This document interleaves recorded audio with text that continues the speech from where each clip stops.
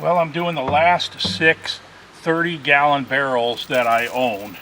And I'm going to go ahead and do the chain that I've been doing. You know, I experimented the last couple of years with different setups and trying cable and different things like that. But it seems like this chain just seems to be the most efficient, and it just works for us. So we are going to continue to do it with the chain. I got these last 6 barrels. It's the only 30-gallon ones that I have left, and I don't know if I can get any more like this. I have not been able to find them anywhere.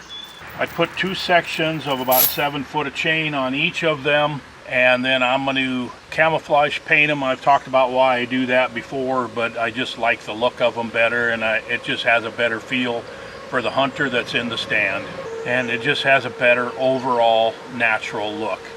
I'm going to do the holes different in the barrels. I mentioned before that I'm really having trouble getting pastries. I'm going to have to make a change to the way that I'm doing these. And I'm completely getting away from the big 55-gallon barrels. I've got some baits that have a lot of bears on them and they're going through a lot of baits, so I put 55-gallon poly barrels on them. But they pinch up against the tree and then you can't get the lid open, and you can't fill them all the way full anyway because it's too heavy if you do.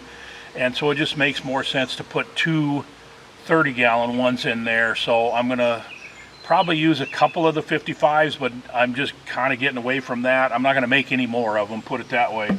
So these last 30s that I have will give me a total of 33 barrels that I can put out. I'm probably going to be running about 25 baits this year. So let's get these things put together.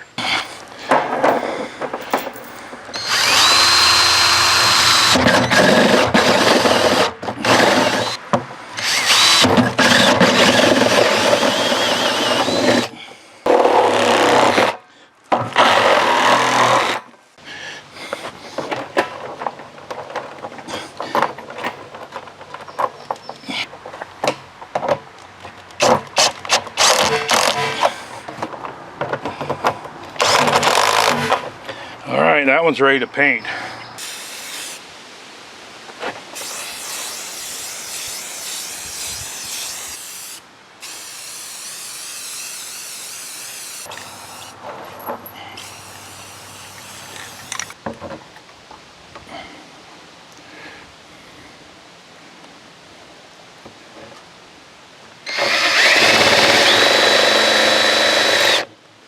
Well, just finishing these up here.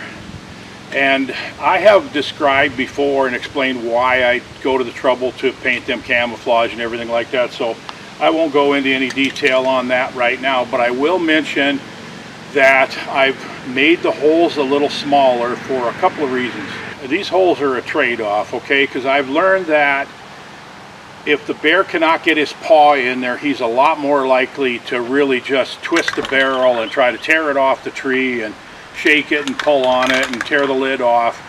If they can stick their paw in there, they're a lot easier on the barrels, and I'm not sure really why that is, but it does seem to make a big difference.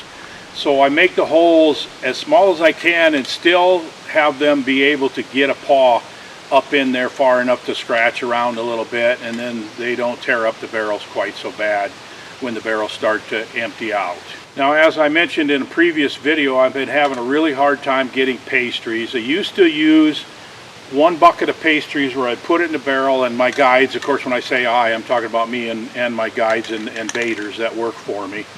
We'd throw 1 bucket of pastries in there, and which would fill up the hole, and then we'd dump 3, 4, 5 buckets of trail mix in on top of it. So I can't get these pastries anymore. It just becomes so difficult that I think what we're going to do is just jam a couple of branches or sticks in through the hole and just go with the straight trail mix, and a lot of it's going to come out when the bear pulls those sticks and branches out, but that's the reality of what happens after they pull the pastries and eat the pastries too, is that a lot of it comes out and gets on the ground. And as I have mentioned before, I like to put the hole in the bottom of the barrel about knee high, and the idea with that is to get the bears to stand up while they're eating, which doesn't seem to work very well.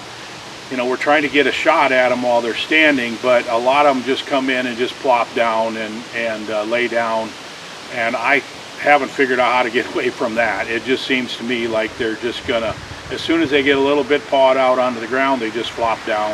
And then you got to wait for them to stand up to get a shot. So I'm just finishing up these last 6 barrels here, and then I got a bunch more that are left over that got a lot of the paint scratched off of them, and I'll touch those up a little bit before we put them in the woods this year. But I thought you'd be interested in seeing how I do these barrels and my strategy behind what I'm doing and the reason that I'm using these 30-gallon barrels. When you fill one of these up, that's all the weight you can really put on. So you really can't put that much more bait in a 55-gallon drum than you can a 30. So what I'm doing is, instead of putting 55s, I'm still going to put, I got some 55s made up, maybe 2 or 3 of them.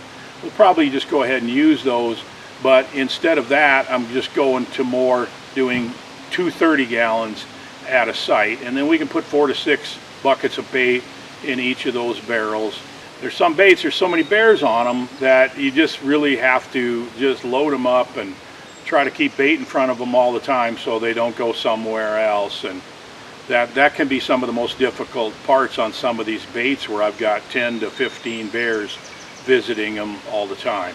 So thanks for watching this about the barrels. I hope it helps you. At least I hope it helps you understand my thoughts behind it, my strategies. Other people have come up with suggestions of how to use cable and stuff like that instead of chains. I tried some different things, and it seems like it just works the best to keep working with the chain and doing it the way I'm doing it. I'm open to suggestions. If you want to make some comments, keep in mind that, you know, I've got 30-some barrels, so a lot of times people are saying, you know, you should do it like this, and they're doing 1 or 2 or 3 barrels because they're doing 1 or 2 baits, and it doesn't necessarily work with 36 barrels. So once again, feel free to leave your comments and suggestions in the comment section, and thank you for being a part of this, and we will see you on the next video.